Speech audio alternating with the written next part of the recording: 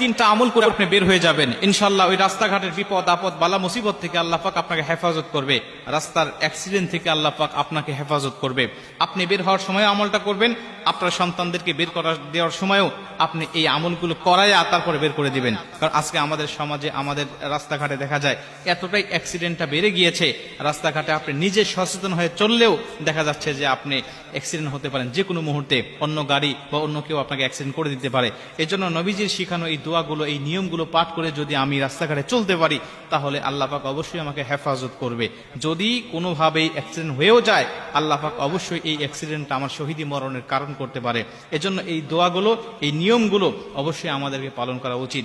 প্রথম কথা হলো, যদি আপনি দূরবর্তী কোনো সফরে রওনা হন, যেটা আপনি সফরের জন্য রওনা হয়েছেন, কসরের অন্তর্ভুক্ত আপনি হয়ে গিয়েছেন, এমন যদি সফর হয়ে থাকে 15 দিনের জন্য আপনি 48 মাইলের অধিক আপনি অতিক্রম করবেন, এমন যদি সফর হয়ে থাকে,